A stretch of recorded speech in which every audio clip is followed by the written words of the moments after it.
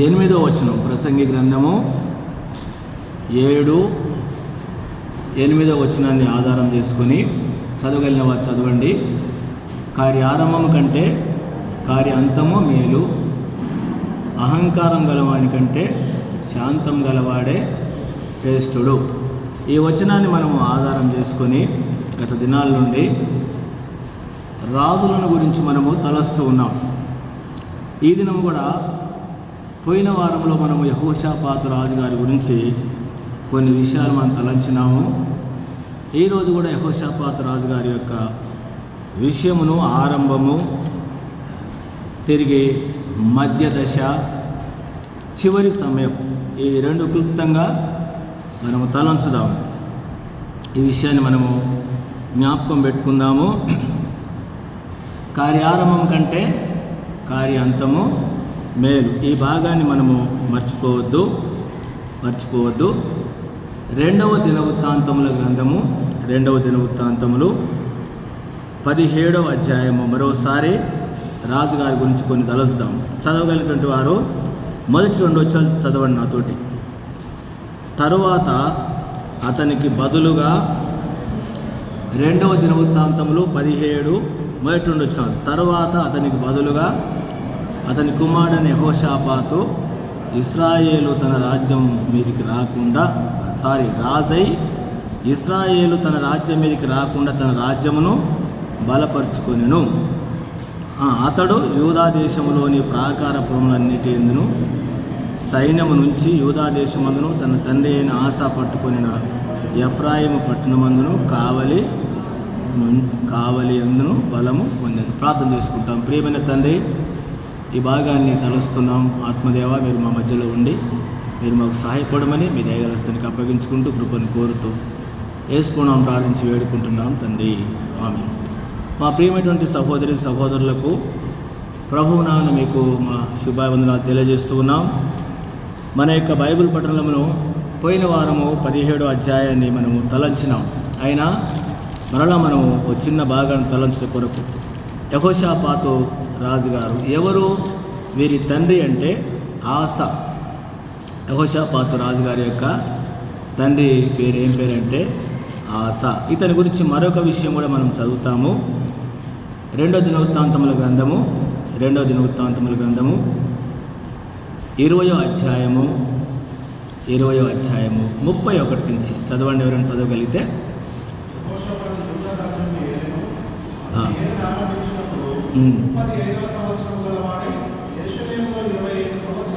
ఇది అక్కడ లేదు.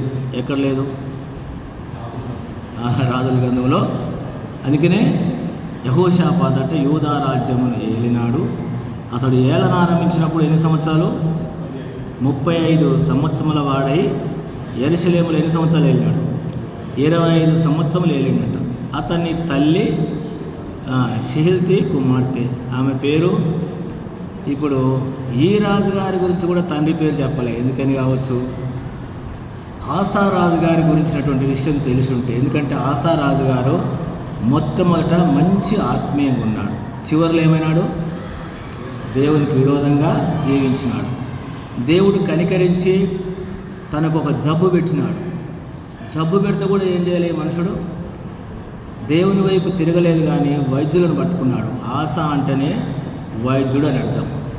దేవుని వదిలిపెట్టేసి చేసినాడంటే వైద్యులను పట్టుకున్నాడు. తిరిగి దేవుని దాసుల ద్వారా దేవుడు హెచ్చరిక చేసినాడు. గమనించండి. 16వ అధ్యాయం 2వ దినవృత్తాంతములు 10వ వచనం తొందరగా.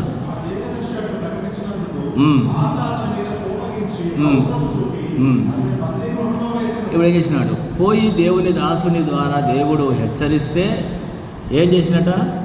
అతని మీద కోపగించి ఎక్కడేసినాడు? బందీ గృహంలో వేసినాడు అంట. చూడండి ఏమండి, చాలాసార్లు మనం ఏం చేస్తాము? దేవుడు ఎప్పుడు కూడా ఏ వ్యక్తి నశించిపోవడము దేవునికి ఇష్టం లేదు. దేవుడు కనికరం కలిగినటువంటి దేవుడు, మహాకృప కలిగినటువంటి దేవుడు.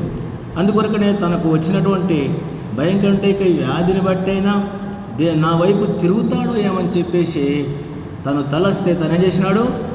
తిరగకుండా చెప్పినోని తీసుకొని పోయి ఏం చేసినాడు? బంది గృహం లేస్తే రోగం తక్కువవుతుందా? అందుకొరకు నేను చివరికి ఇంకేం చేసినట, జబ్బు పుట్ట 12 వచనం, ఆసా తన ఏలుబడి యందు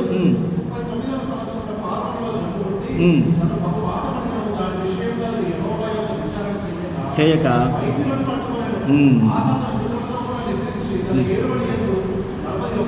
ఇప్పుడు చెప్పండి, ఆరంభం బాగుంది, అంతము. అందుకనే పరిశుద్ధాత్మ దేవుడు యెహోషాపాతు గారి తండ్రి పేరు చెప్పకుండా ఏం చేసినాడు, తల్లి పేరు చెప్పినాడు, తల్లి పేరు. కాబట్టి ఇతనికి ఎవరి భక్తి వచ్చినట్టు?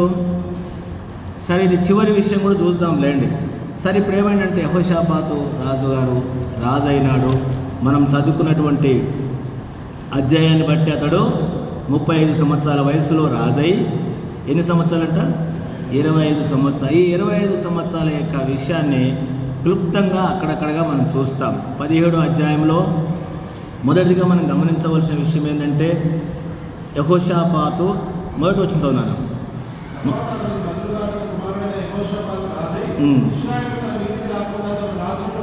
అంటే ఇప్పుడు ఎట్లా ఉన్నారు వాళ్ళకి, వీళ్ళకు, ఎవరెవరికి? ఇశ్రాయేలీలకు, యూదులకు ఎట్లుంది?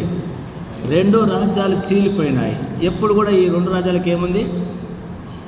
2 అయినాయి రాజ్యాలు. ఇప్పుడు కూడా దరిద్రం అదే మనకు. ఇప్పుడు కూడా ఏమైనాయి? నేను 2000లో ఈ విషయం చెప్పిన. 2000లో నాకు మాచర్లకు ట్రాన్స్ఫర్ అయినప్పుడు, యెహోవానైన నేను మార్పు లేని వాడని అన్నప్పుడు ఒక పర్వతం వచ్చింది. మీకు ఎంతమంది గుర్తు? ఆ పర్వతం 2 చీలికలు చీలింది. ఆ రోజు నుంచి కూడా దేవుడు ఎందుకో నాకు కొన్ని తలంపులు. అందుకనే ఈ పర్వతం ఎందుకు చీలింది తప్ప ఎట్లెందుకు ఇచ్చాను అనుకున్నాను. తర్వాత ఏమైంది? 2 అయింది. ఇప్పటి వరకు ఆ పర్వతం ఏం కాలే, ఇంకేం కాలే. దేవుని బిడ్డ అందుకనే 2 రాజ్యాలకు ఎప్పుడు ఏం కావడంలే, కుదురుతలేదు. అందుకనే ఇతడు రాజుగానే ఏం చేశాడంట, తన రాజ్యాన్ని బలపరుచుకున్నాడంట. ఎవరు? తన రాజ్యానికి. అంటే ఏమిటికేనంటే ఇక అక్కడ ఇంక చదవండి అన్న, ఇంక చదవండి.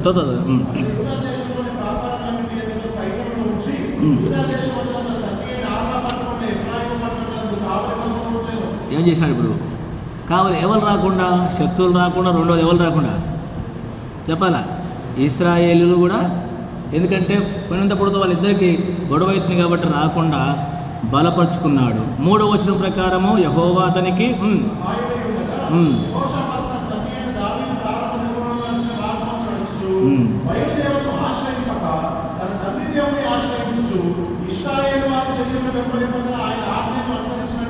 చెప్పండి, ఆరంభంలో ఎట్లున్నాడు? దేవుణ్ణి ఆశ్రయించినాడు. ఆయన ఆశ్రయించిన వారికి ఏముండదు, ఏ మేలు కూడా కొదవ ఉండదు. నేను పోయినసారి కూడా చెప్తూ వచ్చినాం. ఇశ్రాయేల్ దేవుణ్ణి ఆశ్రయించినాడు. అక్కడ ఇంకొక మాట కూడా రావడం, ఎందుకంటే తన తండ్రి అయిన దావీదు ప్రారంభ దినములలో అంటాయి. ఎవరిలాగా? దావీదు గారు ఏ విధంగా జీవించినాడు, తన తండ్రి ప్రారంభ దినములు అట్టే నడుచుకున్నాడు. ఎవరు? ఆసారాజు. మధ్యకొచ్చడానికి ఏమైపోయినాడు? అందుకనే నేను చెప్పే తలంపు ఏంటంటే, కార్య ఆరంభం కంటే దేవుని బిడ్డలారా చివరి దినాలలో ఉన్నాం. ఎందుకు ఈ తలంపు అంటే, ఊరికే ఇదే దొరికిందంటే ఇదే దొరికింది, ఇదే అవసరం మన జీవితానికి. ఆరంభంది ఏది ఎక్కర రాదండి. ఆరంభంది మేము కూడా చెప్తూ ఉంటాం. దాదాపు 84లో సేవకు వచ్చినాం. అప్పుడు ఎక్కడ వస్తుందా? ఎన్నో మందిరాలను కట్టి, ఎన్నో మందిరాలు హెబ్రోన్కి అప్పగించి రకరకాల స్థలాలకు వెళ్తున్నాము అంటే చెప్తే ఎక్కడ వస్తుందా? ప్రజెంట్ దగ్గర వస్తుందా? ప్రజెంట్ మన ఆత్మీయ జీవితం ఏది ఉందో అది ఎక్కడ వస్తుంది, కానీ ఏది ఎక్కడ రాదో. అందుకొరకు ఏం చేసినాడు? తండ్రి దావీదు ప్రారంభ దినముల్లో అంటే మరి ముగింపెట్టుండొచ్చు, ఏది అవసరమో. కాబట్టి మొదటిదిగా యెహోషాపాతు రాజుగారు దేవుణ్ణి ఆశ్రయించినాడు, దేవుని యందు విశ్వాసం ఉంచినాడు. దావీదు వలె ఏ విధంగా జీవించినాడు అట్లా అనుసరిస్తూ 4వ వచనము చివరి భాగంలో ఆయన ఆజ్ఞలను ఏం చేసినట్ట అనుసరించి నడిచినాడు. 5వ వచనం ప్రకారము కాబట్టి యెహోవా ఎవరు స్థిరపరచాలా? ఏమండి, చాలాసార్లు మనం ఏదో ప్రయత్నం చేస్తూ ఉంటాం స్థిరపరచుకోవడానికి, బలపరచుకోవడానికి. మనం బలపరుచుకుంటే ఆగేది కాదు. ఎవరు చేయాలా? దేవుడు స్థిరపరిచినాడు. ఎందుకంటే దేవుడిని ఆశ్రయించినాడు కాబట్టి దేవుడే ఏం చేసినాడు? స్థిరపరిచినాడు. తర్వాత ఇంకా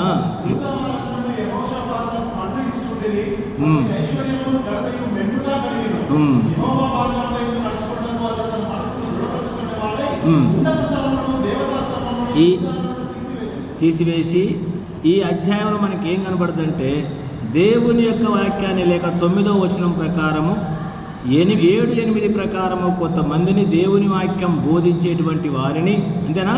నేను పోయిన వారం గుర్తు చేసినాను.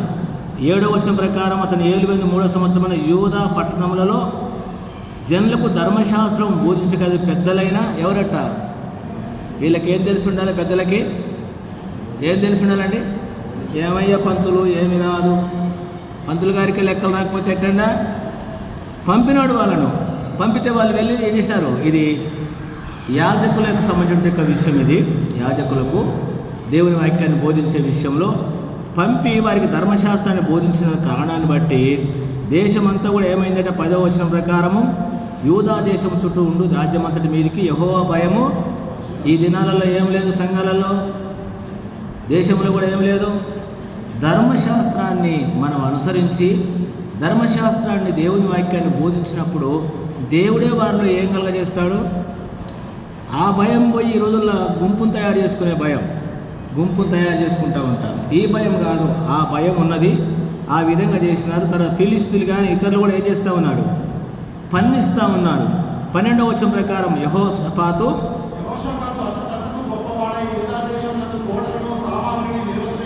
బస్ అంతకంతకేమైనాడు? గొప్పవాడు అవుతున్నాడు. మనం కూడా అందరికీ ఏమాశ? గొప్పవాళ్ళం కాదు, ఆత్మీయంగా గొప్పవాళ్ళం కాదు. ఈ విధంగా గొప్పవాడవుతున్నాడు. తర్వాత అతని సైన్యాన్ని గురించి రాయబడింది. ఇంతమంది పరాక్రమశాలు ఉన్నారు, ఇంతమంది ఉన్నారు కదా. 19వ వచనం కూడా ఏముంటుంది? రాజు యూదా దేశం అంతా ప్రాకారములు ఉంచి కాక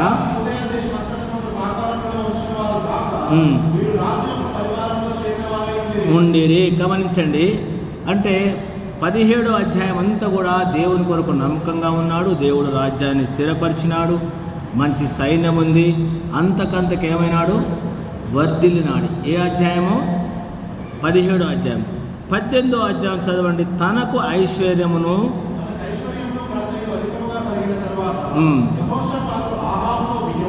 గమనించాడు. ఇక్కడ పెద్ద సూత్రం ఉంది. తనకు ఐశ్వర్యము ఘనత కలిగిన తర్వాత ఏం చేశాడు? అధికంగా కలిగిందండి. తక్కువ ఉంటే బాగుండు. ఏమవుతుంది? ఆస్తి ఎంత ఎక్కువైతే, అధికారం ఎంత ఎక్కువైతే, ఘనత ఎక్కువ వస్తే అంత పతనం వస్తుంది. ఇప్పుడు ఏమైందట? ఐశ్వర్యము ఘనతయు అధికంగా కలిగిన తర్వాతనంట యెహోషాపాతు ఆహాబుతో వియ్యం అందుకున్నంట. ఎవరితోటి చెప్పండి? ఆహాబు ఎవరు చెప్పాలా? ఇశ్రాయేలులకు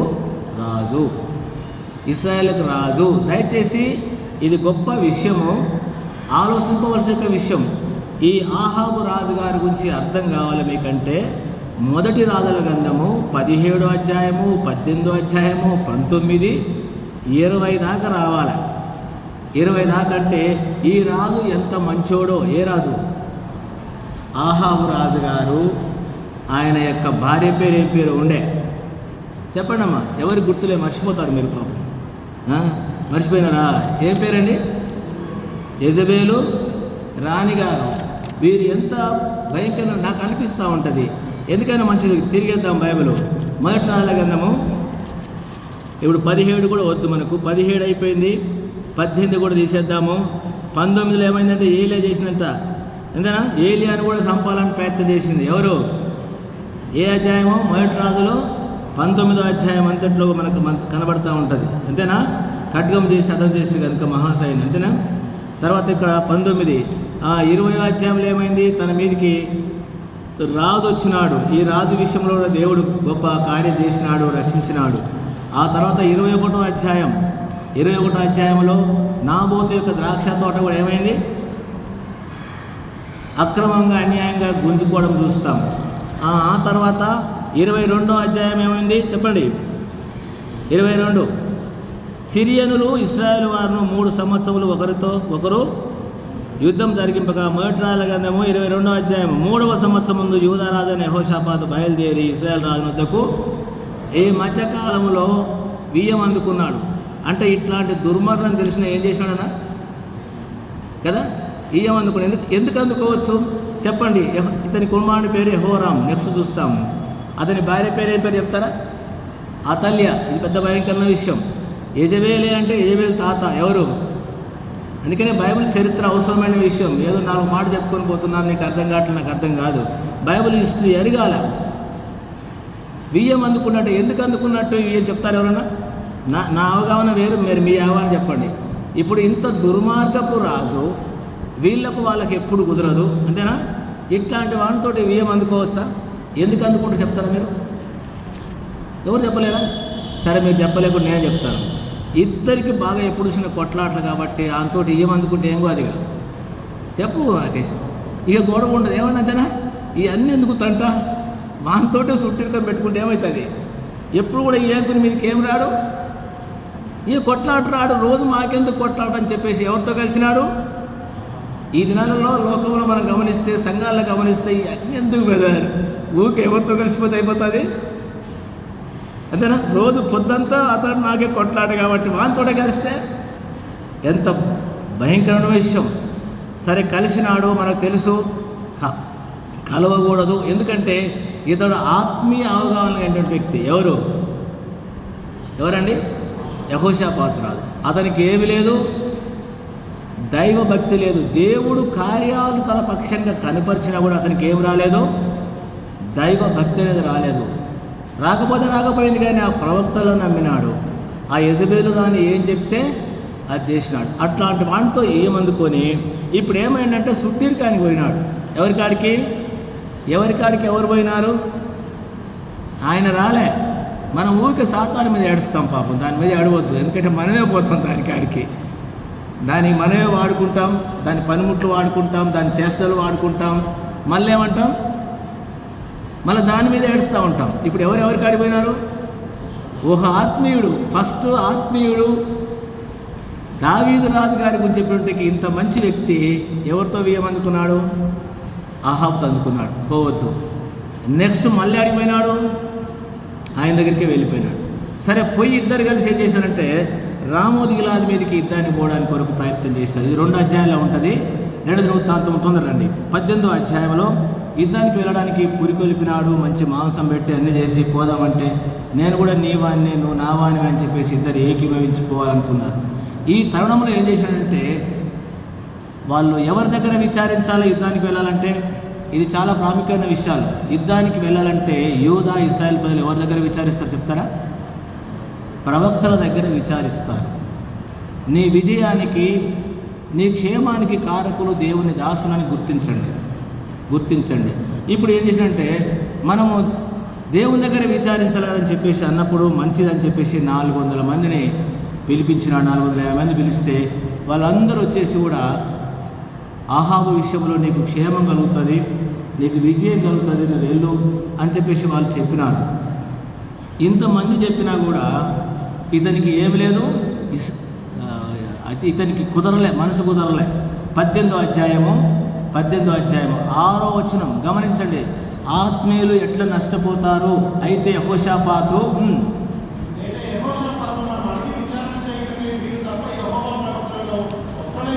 చూసిన అక్కడికి పోయినా కూడా ప్రాణం కొట్టుకుంటుంది. ఏమని? 450 మంది చెప్పినా కూడా ఇతనికి ఏం లేదు, తృప్తి లేదు. వీళ్ళు తప్ప యెహోవా ప్రవక్త లేడా అంటే ఏమంటాడు ఈయన?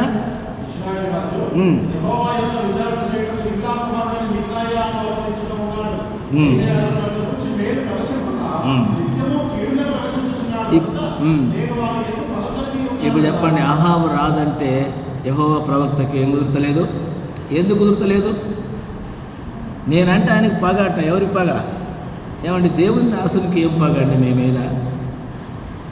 చాలామందికి ఇట్లుంటారు, సేవకులు అంటే మాకు పగవడండి అని అంటుంటారు. ఎందుకంటే ఆత్మీయ అవగాహన లేనటువంటి వాళ్ళకి ఇది. అప్పుడు అన్నట్టు లేదు పిలిపించాలన్నాడు. సరే, పిలిపించడానికి పోయినటువంటి వాళ్ళు కూడా ఏం చేశారంటే ఇక్కడ కూడా ఇంకొక సూత్రం చూస్తాం. సరే, ఎట్లనన్నా కానీ అంటే ఇప్పుడు పాపము అహాబు రాజు తట్టుకోలేక ఈయన కూడా ఏం చేయాలని చెప్పేసి ఇద్దరి మధ్యలో సతమతం అయితే సరే పిలిపిద్దాంలే అని చెప్పేసి పిలిపించినాడు. పిలిపిస్తే పిలవడానికి పోయినటువంటి వాళ్ళు ఏం చేశారంటే చెప్పండి, ఏం చెప్పినారో ఆయనతోటి 12వ వచనం 12 కనుగొని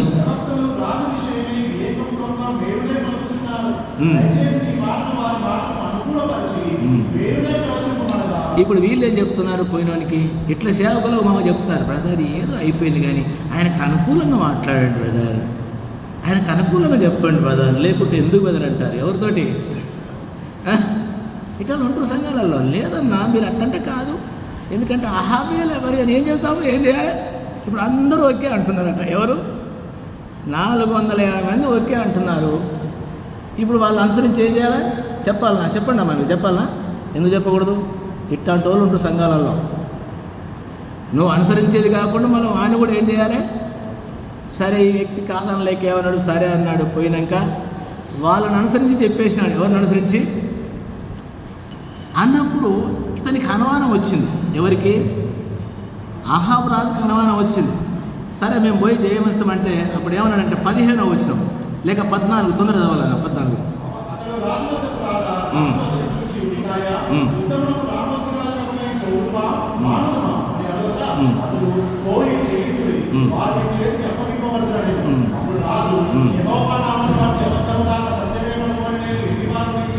మళ్ళీ ఎందుకయ్యా నువ్వు ఏదో చెప్పిండు, ఆయన చెప్పినందుకే చెప్పిండు. ఏమన్నా అంతేనా? ఆయన చెప్పినందుకే చెప్పిండు, కానీ ఆయనకి ఏం లేదు, తృప్తి లేదు. నీకు ఎన్ని మార్లు చెప్పాను నువ్వు అబద్ధం ఆడుతుందని చెప్పేసి కంటే ఇప్పుడు నీ ఏం చెప్పాలి? అందుకే నేను నిజం చెప్పండి చెప్తారా. ఇప్పుడు ఏం చెప్తున్నానంటే భలే విషయాలు చెప్పినాడు. చదువున్నాను త్వరగా.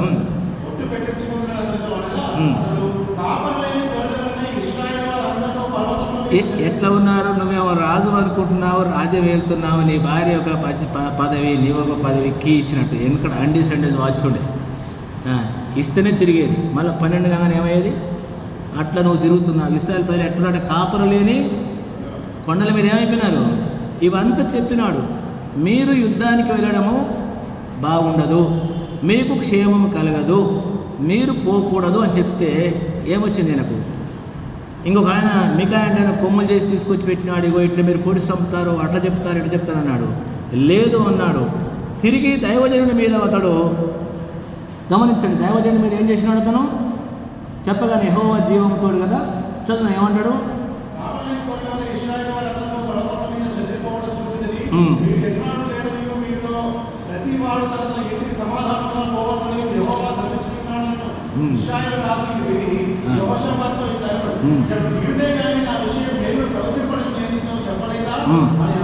అనగా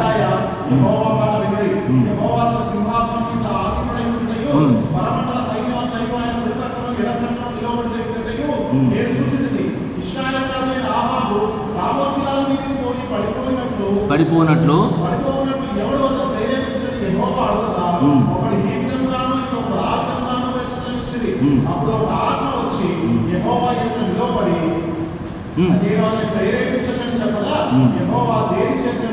అతను అడగా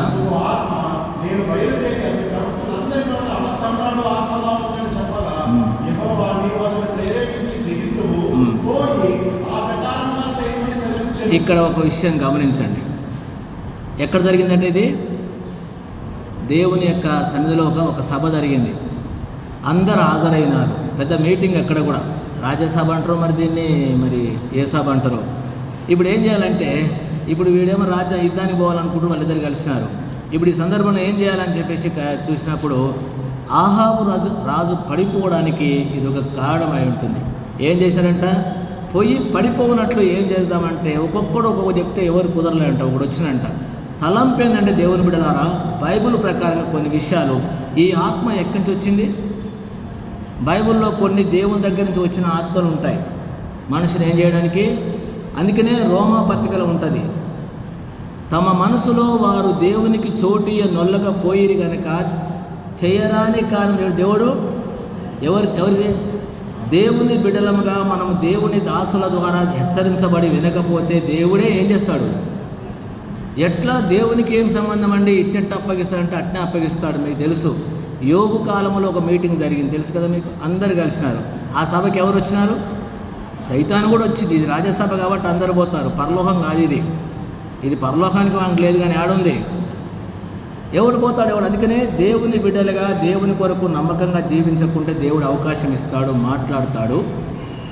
ఆ తర్వాత ఏం చేస్తాడంటే దేవుడు చేస్తాడు, వదిలేస్తాడు, విడిచిపెట్టేస్తాడు. ఇప్పుడు ఏం పట్టుకుంది? దేవుని ఆత్మ పోయి అబద్ధం ఆత్మ ఎవరిలో చేరింది పోయి అబద్ధ ప్రవక్తలుగా చేరి వాళ్ళందరూ ఏం చెప్తున్నారంటే నీకు మేలే కలుగుద్ది చెప్తున్నానని చెప్పినప్పుడు వాళ్ళు అన్నారు, ఇంతమంది 450 మంది కరెక్ట్ చెప్తుంటే నువ్వెట్ట చెప్తున్నావంటే చెప్పినాడు, ఇగో ఈ విధంగా జరిగింది, ఇట్లా అబద్ధ ఆత్మ వచ్చి వాళ్ళందరి నోళ్ళల్లో ఉన్నది, మీరు పడిపోవడానికి మీరు నష్టపోవడానికి ఇది అబద్ధ ఆత్మ, కాబట్టి మీరు ఏం చేయొద్దు, వాళ్ళ మాట విని పోవద్దు అని చెప్పేసి మికాయా చెప్తే ఏం చేయలేదు, చదవాలి, ఏం చేయలేదు, వినలేదు. వినడమే కాకుండా దైవజనుడు ఏం చేసినారంట, 23వ వచనం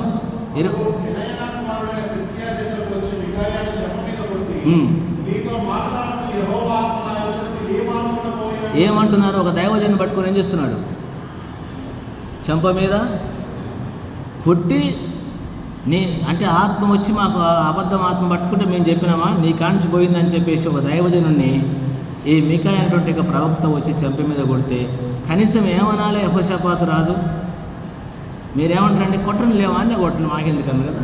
ఇట్లాంటి భయంకరులు ఉంటారండి, భయంకరులు ఉంటారు. గమ్మునున్నాడు అనాలి కదా, ఏం పేరు పట్టుకుని అట్టేట కొడతావు ఆయన ప్రవక్తను అనడా. చాలామంది ఏం చేస్తారు, ఇట్లాంటి భక్తులు ఉంటారు, మహాభక్తులు ఉంటారు సంఘాలలో. సరే ఇప్పుడు ఏమన్నాడు, ఆయన చెప్పినాడు. తర్వాత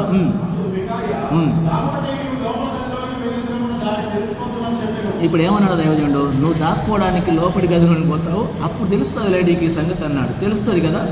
సరే ఇంకొక విషయం చదవండి ఇంకా తొందరగా.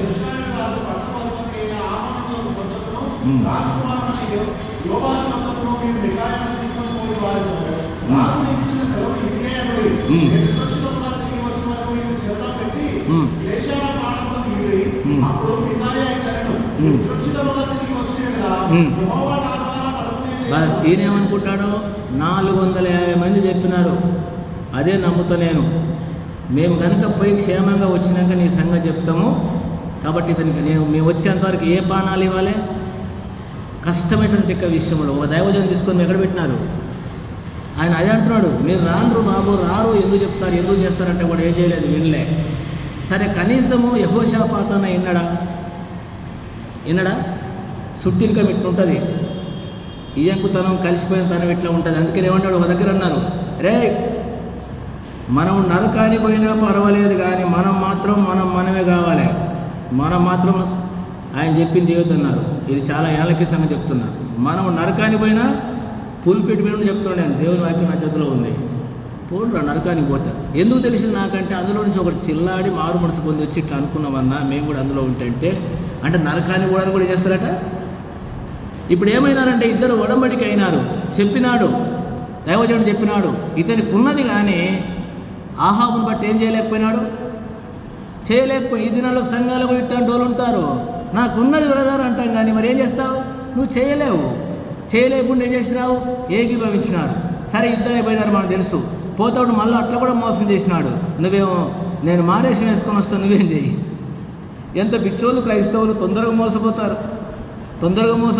నేను కూడా అట్లే మోసపోతాను. చూడు సార్ మేము అబద్ధం ఆడవలసిన పని లేదంటే సరే పట్టణ అంట నేను, వాడు మొత్తం అబద్ధం ఆడతాడు. ఎప్పుడు మనం అనుకుంటాం అంటే మనం మనలాగా ఉంటారు అనుకుంటాం. అట్లనే మోసపోయినారు, యుద్ధానికి వెళ్ళినారు.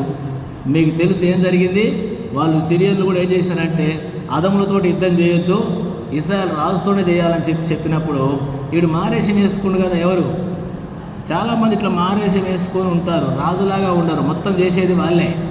మళ్ళీ ఏం చేస్తారు, కనబడకుండా ఉంటారు. ఏమో మీరు ఇప్పుడు చూస్తుంటే కనబడకుండా ఏం చేస్తారు, మారేషం వేసుకొని వస్తారు. ఎవరు కావాలి ఇప్పుడు, సుట్టిరికానికి వచ్చి ఈ అంకుడు ఏదో సుట్టిరికమని ప్రేమించి వచ్చినందుకు ఎవరికి పడింది కథ. సరే పోయినారు, యుద్ధానికి పోతే ఆయన చుట్టుకున్నారు. అక్కడ ఒక మాట కనబడతారు చూడండి, 31వ వచనం తొందరగా. కాగా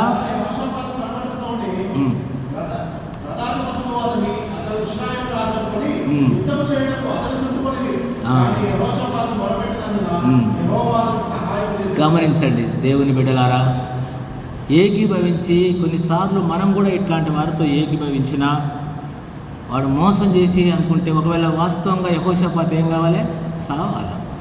కానీ దేవుడు ఏం చేసినాడు, యెహోవా అతనికి ఏం చేసినంట, మొరపెట్టిండు. కాబట్టి మారు మాట్లాడకుండా దేవుడు తప్పించినాడు. అక్కడి నుంచి బయలుదేరి వాడు సాగు కూడా పోనట్టుంది. ఎవరి సాగుకు, ఆహాబుకి ఏం జరిగిందో మీరు తర్వాత చదువుకోండి. చచ్చిపోయినాడు, సాయంకాలం అయిపోయింది. 19వ వచనం తొందరగా ముగించాలని తలస్తున్నాం ఈ భాగాన్ని. యూదా రాజైన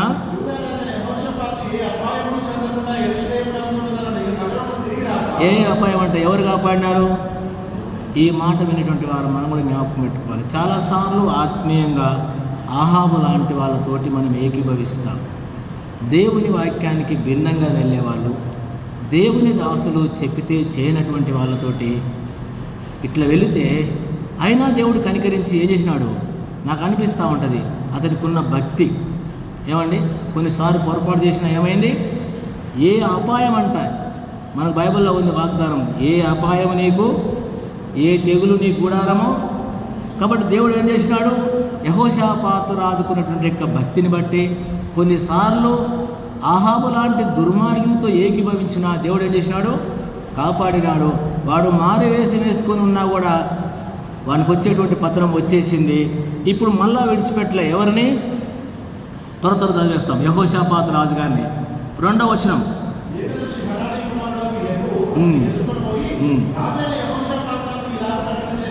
వదిలిపెట్టినాడా? విడిచిపెట్టలే. మళ్ళీ ఎవరిని పంపినాడు? మళ్ళీ పంపినాడు. దీర్ఘదర్శనం పంపినాడు. పోయి ఏం చెప్తున్నాడు? ఎవరట? ఎప్పుడు కూడా చేయబాకండి. ఎవరు చేయొద్దు? వాడు భక్తిహీనని తెలిసిందనుకోండి, ఏం చేయకూడదు? నేను ఇంతకుముందు చెప్పాను కదా, ఏమని? ఎట్లనండి 450 మంది మొత్తం కూడా ఆహాబు రాజుకి అనుకూలంగా ఉన్నారు కాబట్టి నీ ఒక్కని కూడా ఏం చేయి, ఇట్లాంటిది ఏం చేయలే అవసరం లేదు. ఇక్కడ ఏమంటాడు?